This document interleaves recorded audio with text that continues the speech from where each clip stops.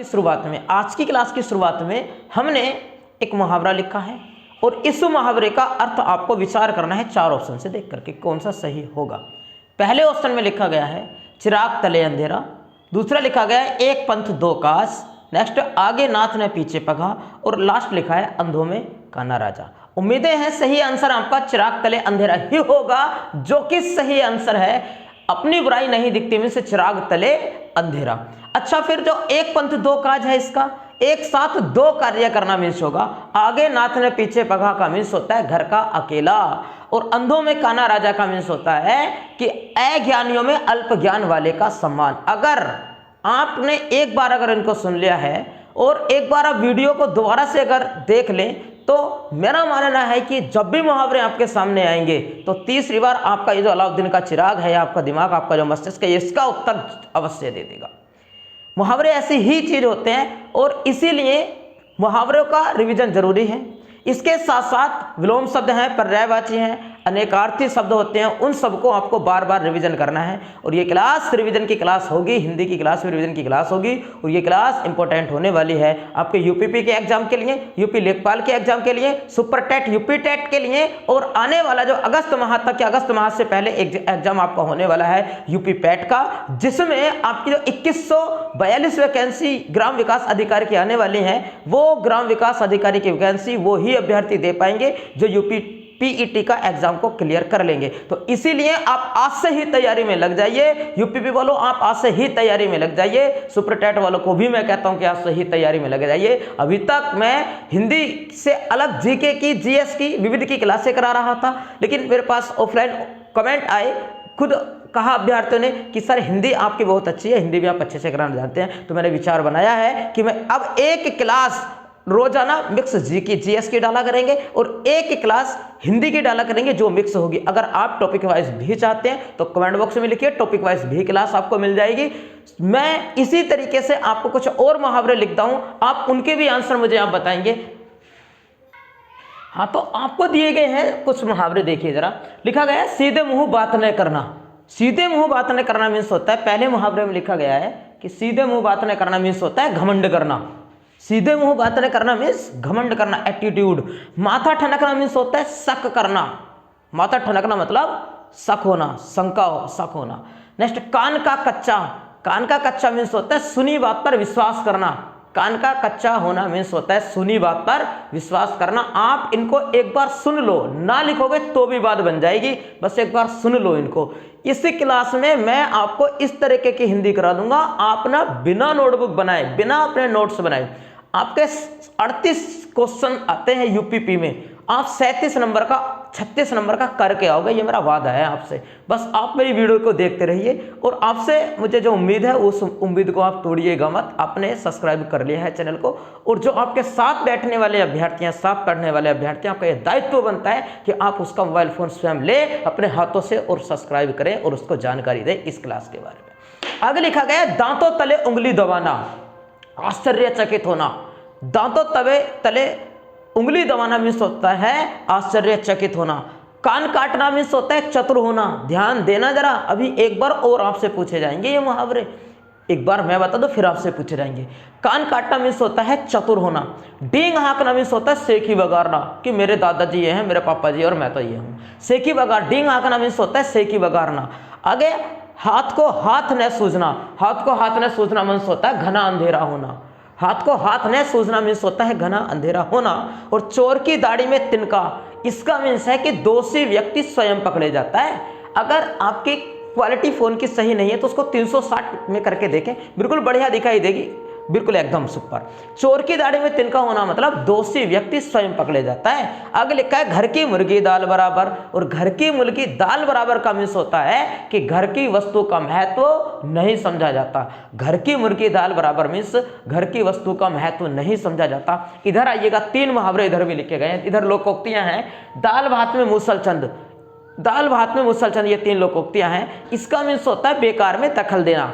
आगे लिखा गया ऊंट किस करवट बैठता है, इसका मीन्स होता है जीत किसकी होती है, जीत किसकी होती है। आगे ना रहेगा बांस ना बजेगी बांसुरी, झगड़े की जड़ को खत्म करना।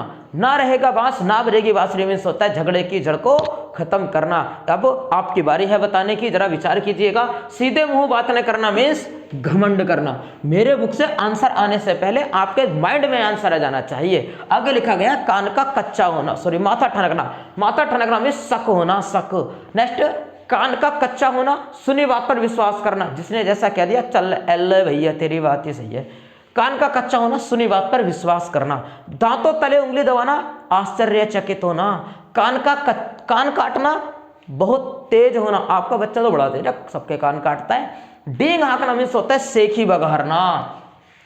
हाथ को हाथ न सूझना मीन्स होता है घना अंधेरा होना।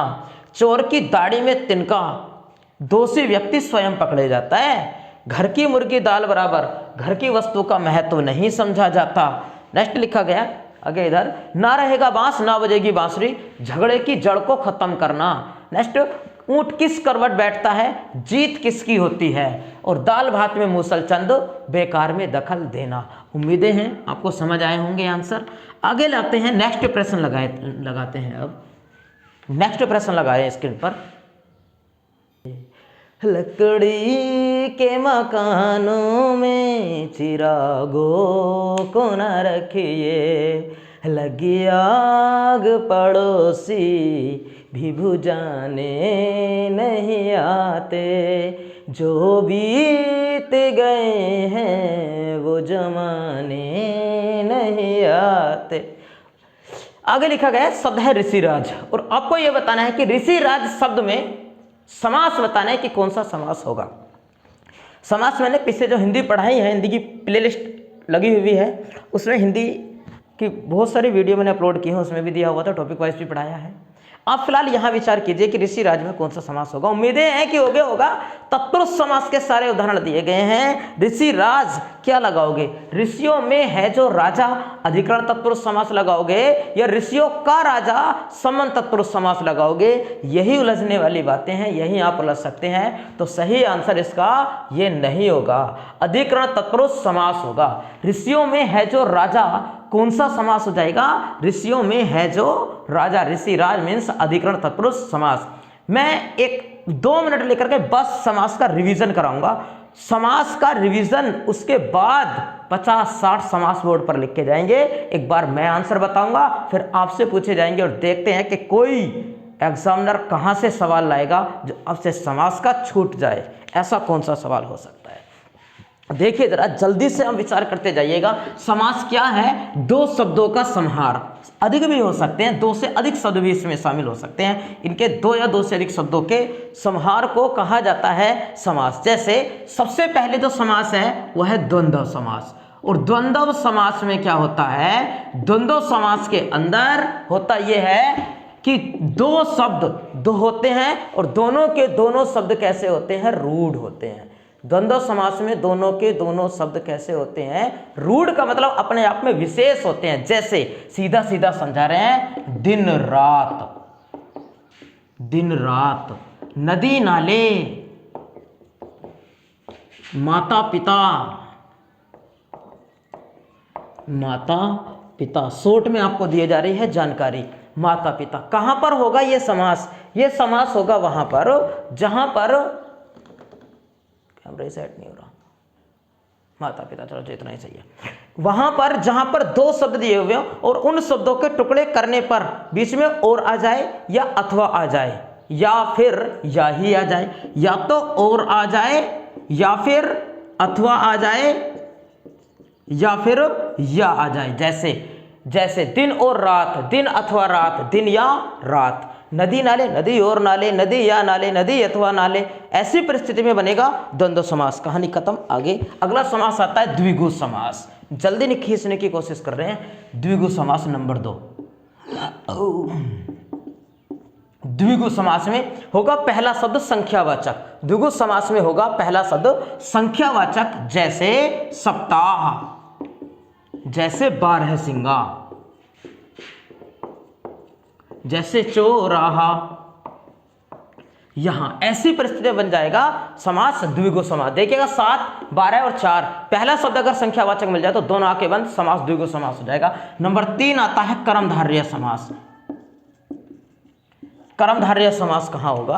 कर्मधारय समास होगा वहां पर जहां पर पहला शब्द विशेषण होगा, बाद वाला विशेष्य होगा, या फिर दोनों शब्दों के बीच में कंपेयर कराई गई होगी, या फिर दोनों शब्दों के एक रूप दिया गया होगा। जैसे एक आसान सा मैं लिख दूं, लिखा है नीला, लाल मिर्च लिख दिया, लाल मिर्च।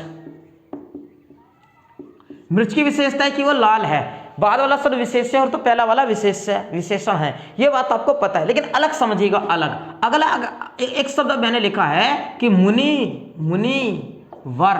इसका मीन्स होता है कि मुनि के समान वर, जिस प्रकार से मुनि होते हैं, संत होते हैं, सर्वगुण संपन्न, इतना गुणों से संपन्न वर क्या कहलाएगा? मुनि वर कहलाएगा, मुनि के समान। तो के समान लग गया ना, मैंने भी तो कहा कि जहां कंपेयर कराई जाए, तुलना कर दी जाए, के समान आ गया, तुलना की जाती है। तो ऐसी परिस्थिति में भी आप कर्मधारय समास लगाइएगा। और उदाहरण सुनिए जरा, अगर मैं ये कहता हूं कि वायु वेग, कि वह वायु वेग से दौड़ा, अर्थात वायु के समान वेग से दौड़ा, के समान आ रहा है यहां पर। अगर और भी देता है आपको चरण कमल, तो क्या हो रहा है? चरण के समान कमल, या ऐसे कह लो कि कमल रूपी चरण। ऐसी परिस्थिति में जहां रूपक अलंकार वाली बात आए, जहां पर उपमा अलंकार वाली बात आए, जहां उत्प्रेक्ष अलंकार वाली बात आए, वहां पर आप कौन सा समास लगा के आए? कर्मधारय समास आपका आंसर सही हो जाए। आगे लिखते हैं जरा। अगला आता है नंबर 4 आता है भी तत्पुरुष समास।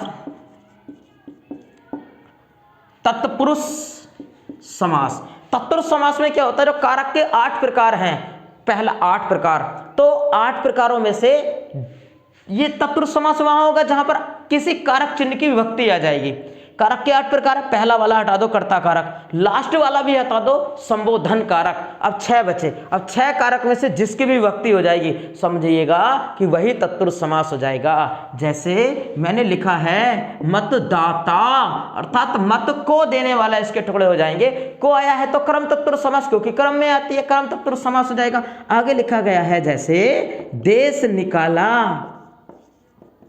अर्थात देश से निकाला, अलग हो गया है। रथ चालक, रथ को चलाने वाला, कर्म तत्पुरुष समास, देश निकाला में अपादान हो गया। और लिया गया है राजपुत्र, राजा का पुत्र, तो ऐसी परिस्थिति में बनता है तत्पुरुष समास। ध्यान देना मेरे शब्दों पर। अभी मैं 50 शब्द लिखूंगा, 50 शब्द बोर्ड पर, और आपको उन 50 के आंसर देने हैं। बहुत बेहतरीन समास हैं, एग्जामिनर कहीं से भी पूछ ले, उनसे बच करके नहीं जाएगा। नंबर 5 में आता है अव्ययी भाव समास।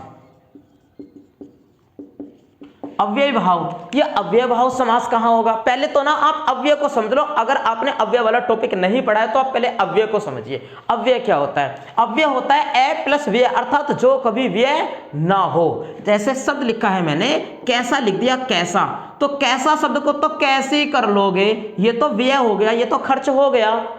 माता है, माताएं, चेंज हो गया। ऐसा शब्द जो चेंज ही ना हो उसको अव्यय कहते हैं। जैसे मैंने शब्द लिखा है, अब बताइए, एक शब्द लिख दिया मैंने तथा, तथा नहीं लिखते, यथा लिखा है, यथा।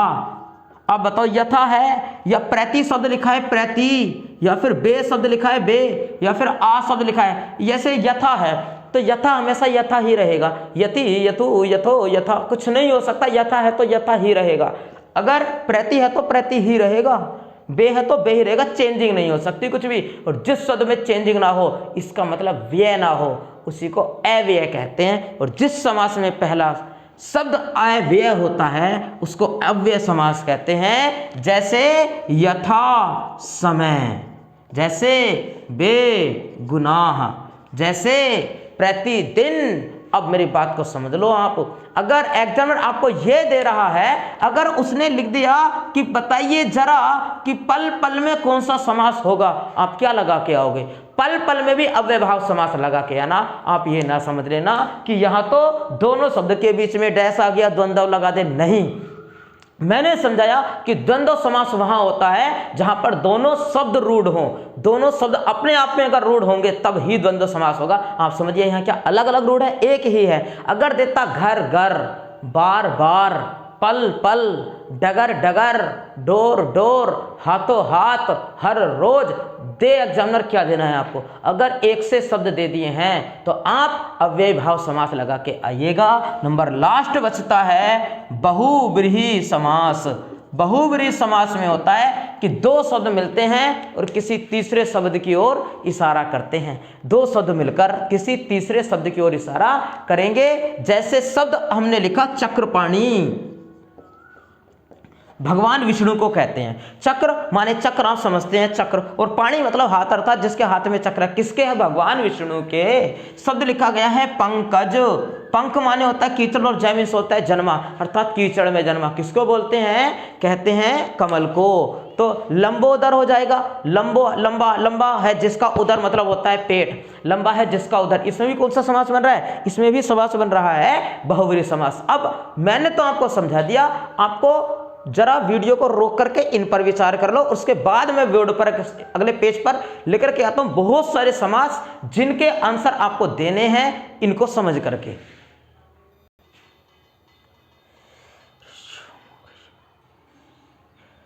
अब अगले पेज पर लिखे गए हैं कुछ समास आपके लिए, मैंने तो आपको समझा दिए। अब एक बार मैं बताने का प्रयास करूंगा, लेकिन मेरा उत्तर बोलने से पहले आपका भी आंसर आ जाना चाहिए। चलो पहले एक बार बता दें। प्रतिक्षण मैंने समझाया, प्रति अव्यय है और प्रति अगर लगा हुआ है तो अव्यय भाव समास होगा। नेक्स्ट महासागर, इसका मीन्स है कि महान है सागर। सागर की विशेषता को दर्शाया गया कि वो कैसा है, वो महान है। तो कौन सा कर्मधारय समास। वेद प्राण शब्द लिखा गया है, वेद प्राण। वेद प्राण का मीन्स होता है वेद और प्राण। आगे निर्लज्ज में अव्यय भाव समास, निर अव्यय शब्द लगा हुआ है जिसको कोई लाज ना हो। प्रतिबिंब अव्यय भाव समास का उदाहरण है, एक बार सुनते जाइए बस। ग्रंथकार का मीन्स होता है ग्रंथ को करने वाला, और को अगर आ रहा है, प्रभाव पड़ रहा है ग्रंथ पर, तो तत्पुरुष समास हम लगाएंगे इसमें। तत्पुरुष में कौन सा, कर्म तत्पुरुष समास। बीचों बीच, बीचों बीच में मैंने आपको बताया कि जहां कहीं पर एक जैसे शब्द अगर आते हैं, एक जैसे, तो अव्यय भाव समास लगाते हैं। वहां पल पल वाला उदाहरण याद कीजिएगा।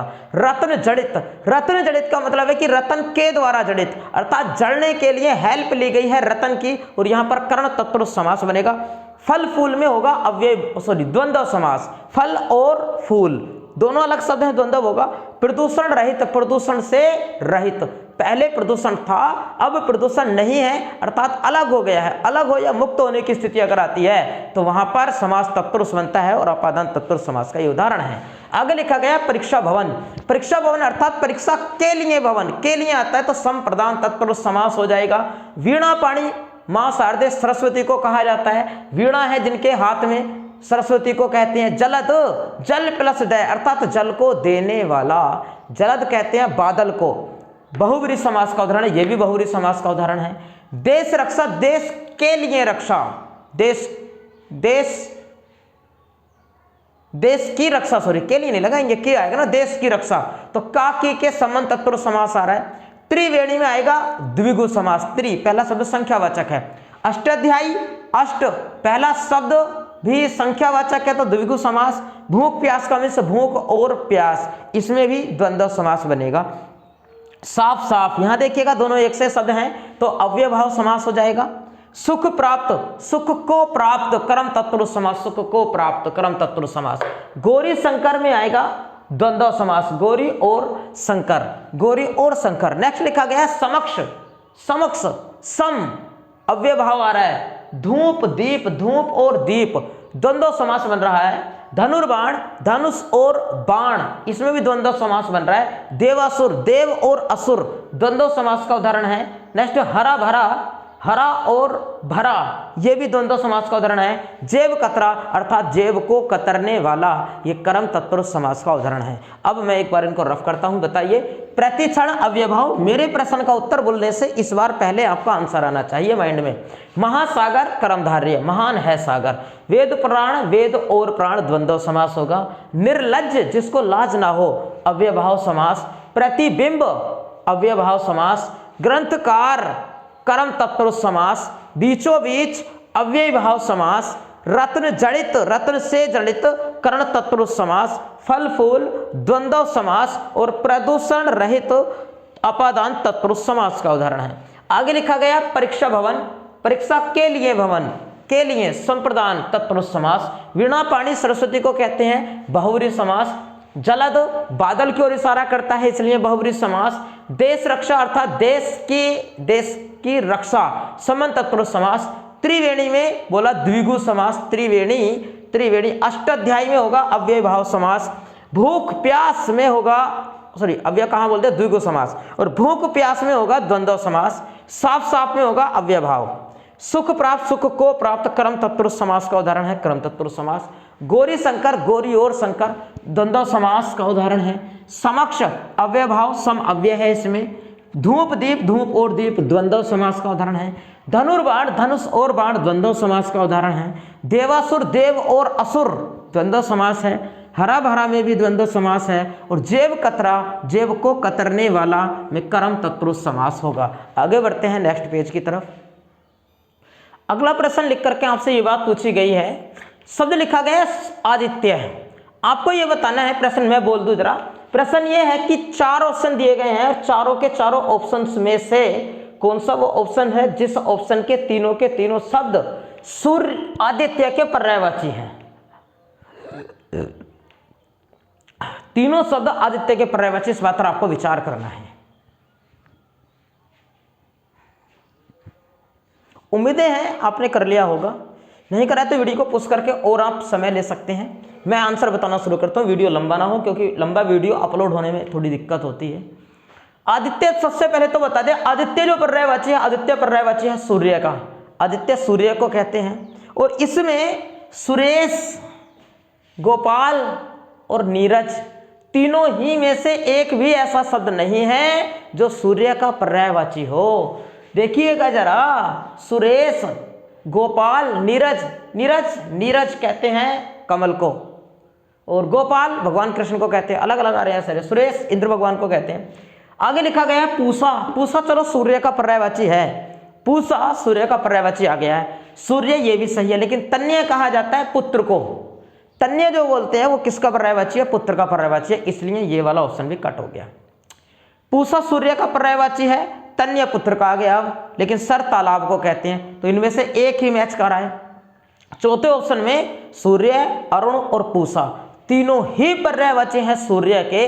अब मैं आपको फिर से लगभग 35-40 शब्द लिखता हूं पर्यायवाची के, और फिर पहले उनको मैं आपको आंसर बताऊंगा। फिर उसी तरीके से जिस तरीके से पिछले 2 टॉपिकों को हमने कवर किया है, इसी तरीके से आप वीडियो को छोड़ करके ना जाएं। वीडियो आप शेयर जरूर करिएगा। देखिए जरा, अगर ज़्यादा व्यूअर्स आते हैं, ज़्यादा लाइक अगर मिलते हैं, आप लाइक नहीं करते वीडियो को, एक ही वीडियो को अगर 100 व्यूज़ अगर आए हैं तो उसमें से लगभग 40 ही लाइक हो पाते हैं। आप पता नहीं चल पाता कि क्यों लाइक नहीं करते हैं। अगर त्रुटि है तो मैं कहता हूं ना आपसे कि कमेंट बॉक्स में लिखिए कि कमी क्या चल रही है। देखिएगा, कमी ये हो सकती है कि हाँ मेरे पास बड़ी एलसीडी नहीं है, और मुझे नहीं लगता कि कोई कमी आपको नजर आएगी। अगर आपको लगता है कि अभाव के हमने ये टॉपिक पढ़े नहीं है सर, तो आपको कह रहे हैं ना कि आप कमेंट बॉक्स में लिखिए जरा कि सर शुरू से पढ़ानी है हिंदी, तो शुरू से भी पढ़ाएंगे। देखिए जरा, मैं पर्यायवाची लिखता हूँ बहुत सारे, आपको बताएंगे फिर आपसे पूछेंगे। हिंदी की वीडियो में बहुत ज़्यादा मेहनत है, बहुत ज़्यादा लिखना पड़ता है हिंदी की वीडियो में, तो इसीलिए मैं आपसे फिर से कहूँगा कि व्यूज़ की संख्या को बढ़ाएं। आप शेयर करें वीडियो को, और क्लास में जो साथ पढ़ने वाले अभ्यर्थी हैं उनको शेयर करें, उनको बताएं क्लास के बारे में। अगर GK वाली वीडियो से कम व्यूज़ अगर आते हैं, मैं फिर से कहता हूँ हिंदी वाली वीडियो ऑफ हो जाएगी। हिंदी की वीडियो फिर नहीं बनाएंगे, फिर केवल GS ही पढ़ाएंगे, क्योंकि उसमें मात्र जितने अगर 40 मिनट की वीडियो है तो कैमरे के सामने मुझे 40 मिनट ही खड़ा रहना होता है। केवल आए, फटाफट रिवीजन कराया, क्लास ऑफ। लेकिन यहाँ अगर मैं आपको 35 मिनट की वीडियो देता हूँ तो इसका मतलब मुझे 2-2.5 घंटे खड़ा होता है कैमरे के आगे। क्वेश्चनों को सिलेक्ट करना, उनको डिटेल जानना, आपको बताना, लिखना, फिर उनके उदाहरण देना, लंबा समय लगता है। गर्मी भी बहुत ज़्यादा है, फ़ैन चला नहीं सकते क्योंकि शोर बहुत ज़्यादा होता है। एसी जैसी यहाँ पर भी व्यवस्था नहीं दिलवा रहे हैं, एसी लगा नहीं सकते हैं कमरे में। तो उम्मीदें हैं कि आप वीडियो को शेयर करें। देखिएगा, लिखे गए हैं बहुत सारे पर्यायवाची। सबसे पहले लिखा गया है अवज्ञा। अवज्ञा मीन्स होता है भाई अपमान। अवज्ञा मीन्स होता है अपमान। और दंभ मीन्स होता है अहंकार। दंभ मीन्स होता है अहंकार। दनुज मीन्स होता है राक्षस। दनुज राक्षस को कहते हैं, दनुज। अच्छा, मैंने मिटाने शुरू कर दिए, मुझे मिटाने नहीं थे। देखिएगा जरा, तो क्या क्या लिखा था पहले। क्या यहाँ क्या लिखा था, दम्भ लिखा था शायद, दम्भ लिखा था ना, चलो दम्भ लिखा था, और क्या, चलो जो भी लिखा था छोड़िए उसको, आगे पता नहीं क्या लिखा था, आगे वो लिखा था शायद अवज्ञा, दिख रहा है क्या, अवज्ञा नहीं गढ़ा दिख रहा है, देखिए। हाँ, एक बार मुझे बताने हैं क्योंकि आपसे भी तो पूछ रहे हैं ना, एक बार मैं आपको बताऊंगा, फिर आपसे पूछ करके रफ करेंगे जरा। अवज्ञा मीन्स होता है अपमान, अपमान मतलब कहना नहीं माना, आज्ञा नहीं मानी, अपमान कर दिया, तो अवज्ञा मीन्स होता है अपमान। दंभ मीन्स होता है अहंकार, दंभ मीन्स होता है अहंकार। मैं इनके आंसर लिखूंगा नहीं, आपको खुद याद रखने हैं, चाहे तो नोटबुक बना लो अलग से। अब धनुष नहीं बनाओगे तो भी मैं कहता हूँ बनाइए ही बताना आप, अरे 2 बार वीडियो देख लो, याद हो जाएंगे आपको। धनुष राक्षस को कहते हैं, एक होता है ना मनुज, मनुज मतलब मनुष्य, तो धनुष कहते हैं राक्षस को। आगंतुक कहते हैं मेहमान, आगंतुक आया हुआ मेहमान। सैंधव बोलते हैं घोड़े को, सैंधव घोड़े को कहा जाता है। तिमिर मीन्स होता है अंधेरा, तिमिर अंधेरे का पर्यायवाची है। सौरभ कहा जाता है सुगंध को, कमल का सौरभ भंवरे को आनंदित करता है, आनंदित, तो सौरभ मतलब सुगंध को कहते हैं। अति सौरभ अगर हो जाता तो आम को कहते हैं, अति सौरभ, रसाल, पिकपर्या, ये आम को कहते हैं। शंकर स्वन बोलते हैं गणेश को, शंकर स्वन गणेश का पर्यायवाची है। अरण्य जंगल का पर्यायवाची है, अरण्य जंगल का पर्यायवाची है। आगे लिखा गया है संताप कहते हैं दुख, आपने आरती में पढ़ा होगा, संताप हरें अर्थात दुख को हर लो हमारे। वनिता पर्यायवाची है पत्नी का, वनिता पत्नी का पर्यायवाची है। सौदामिनी बोलते हैं बिजली को, सौदामिनी बिजली का पर्यायवाची है। आदित्य सूर्य को कहा जाता है। कृशानु अग्नि को कहते हैं, अग्नि आग का पर्यायवाची है भी। प्रमोद, प्रमोद कहते हैं प्रेम को, प्रेम का पर्यायवाची है। और लालसा ये इच्छा का पर्यायवाची है, इच्छा को लालसा, लालसा। आगे लिखा गया परिधान बोलते हैं वस्त्र को, परिधान मीन्स होता है वस्त्र। कोप, कोप मीन्स होता है भी गुस्सा, कोप मीन्स होता है गुस्सा। मदकल कहते हैं हाथी को, मदकल मीन्स होता है हाथी, मदकल अपनी मस्त भरी चाल में चलता है ना, मदकल इसलिए कहते हैं। निकेतन कहते हैं घर को, निकेतन घर का पर्यायवाची है। वेदना मीन्स होता है दुख, वेदना दुख को कहा जाता है। वसुधा आप बोलते हैं धरती को, ये धरती का पर्यायवाची है। कोदंड कहते हैं धनुष को, धनुष को। और मंजरी कहते हैं फूल को, मंजरी पहले ऑप्शन पर मिलेगा, सेना का पर्यायवाची है, सेना का नहीं है, याद रख लो, फूल का पर्यायवाची है, फूल का। और अली, अली कहते हैं भंवरे को, भंवरा। और गोधुली, गोधुली कहते हैं संध्या को। जब भगवान कृष्ण शाम के समय में गायों को चरा करके लेकर के आते थे, सब ग्वाले गाय चरा करके लाते थे, तो गायों के पैरों से धूल उड़ती थी, उस समय को गोधुली अर्थात गाय के समय धूल उड़ती थी, तो संध्या के समय का ये दृश्य होता था, उस समय को गोधुली कहा जाया करता था। देखिए जरा, अब मैं रफ कर दूं इनको। अवज्ञा मीन्स होता है अपमान, अवज्ञा मीन्स होता है अपमान। और दंभ मीन्स होता है अहंकार, अहंकार। धनुज मीन्स होता है राक्षस, धनुष राक्षस। आगंतुक मेहमान। मेरे मुख से प्रश्न का आंसर आने से पहले आपके माइंड में आंसर आना चाहिए, तब तो आपकी बराबर तैयारी है, वरना बहुत ज़्यादा पीछे चल रहे हैं आप। सुपर टैट वालों, अगर आपके आंसर याद नहीं आ रहे हैं तो समझ लो बहुत दूर है वो मास्टरनी की कुर्सी आपसे। लेखपाल वालों आपसे भी बहुत ज़्यादा दूर है। ये वो हैं जो ऑफलाइन क्लास में तो मैंने बहुत बार कराए हैं। आगंतुक हो गया मेहमान का पर्यायवाची। सैंधव कहते हैं घोड़े को। तिमिर, तिमिर मीन्स होता है अंधेरा। और सौरभ सुगंध का पर्यायवाची बताया, सौरभ कहते हैं सुगंध को। शंकर सुवन बोलते हैं गणेश को, शंकर सुवन कहते हैं गणेश को। और अरण्य मीन्स होता है जंगल, अरण्य जंगल, जंगल। संताप मीन्स होता है दुख। और वनिता मीन्स होता है पत्नी। सौदामिनी कहते हैं बिजली को। आदित्य अभी तो आया ही था, सूर्य का पर्यायवाची है। कृशानु ये अग्नि का पर्यायवाची है, अग्नि का। और प्रमोद कहते हैं प्रेम को। लालसा, लालसा मीन्स होती है इच्छा, इच्छा। और परिधान मीन्स होता है भाई वस्त्र को परिधान। और कोप मीन्स होता है गुस्सा, कोप मीन्स गुस्सा होता है, गुस्सा। आगे लिखा है मदकल कहते हैं हाथी को। निकेतन कहते हैं घर को। वेदना कहते हैं दुख को। वसुधा कहते हैं धरती को। कोदंड कहते हैं धनुष को। मंजरी कहते हैं फूल को। अली बोलते हैं भंवरे को। और गोधुली कहते हैं संध्या को। और आज की क्लास रोकते हैं यहीं। अगर देखते हैं, अगर जीएस वाली क्लास से ज़्यादा व्यूज़ आते हैं तो कल हिंदी की क्लास फिर लेकर के आएंगे, वरना कल से जब हमें जीएस के व्यूज़ ज़्यादा मिलेंगे तो हम तो जीएस की ही वीडियो बनाएंगे। तो इसलिए आपकी जिम्मेदारी बनती है, अगर हिंदी की क्लास आप पढ़ना चाहते हैं तो आप वीडियो को शेयर करें और लाइक करें, क्योंकि जब आप लाइक करोगे तो लाइक होने से प्रॉफिट ये होता है कि जितने ज़्यादा लाइक होंगे वीडियो यूट्यूब उतने ज़्यादा शेयर करेगा, खुद शेयर करेगा। तो आप लाइक कर दीजिएगा, आपका काम उसी में निभा जाएगा। और आपके जो साथ बैठने वाले अभ्यर्थी हैं, पास बैठने वाले लड़की लड़के हैं, जहाँ भी आप पढ़ते हो, कहीं भी आप अगर पढ़ते हैं, ऑफलाइन अगर पढ़ते हैं, आपके साथ रहने वाले जो लड़के हैं जो तैयारी कर रहे हैं, आप अगर उनसे बड़े हैं तो उनको भी सुझाव दें इस वीडियो के बारे में, अच्छे तरीके से आपकी ये तैयारी कराई जाएगी। आगे मिलते हैं आपसे नेक्स्ट वीडियो में। और मेरी बात को आप ध्यान रखिएगा, जो मैंने आपसे वादा किया है मैं वादा पूरा करूंगा। लेकिन मेरा भी एक सपना है, मैं लाइव क्लास पढ़ाना चाहता हूं। लाइव क्लास तभी बढ़ा पाएंगे जब 1000 सब्सक्राइबर्स हो जाएंगे। और अभी हम लगभग 50% डेट पूरा कर चुके हैं, अपना टारगेट 50% टारगेट पूरा हुआ है। 4000 घंटे का व्यूज़ टाइम चाहिए और आज 2000 घंटे का व्यूज़ टाइम पूरा हो गया है। अभी 2000 घंटे का व्यू टाइम और चाहिए। आप पूरी वीडियो को पूरा देखें और अगर रात को चलता छोड़ दीजिए, सो जाइए। मिलते हैं आपसे नेक्स्ट वीडियो में।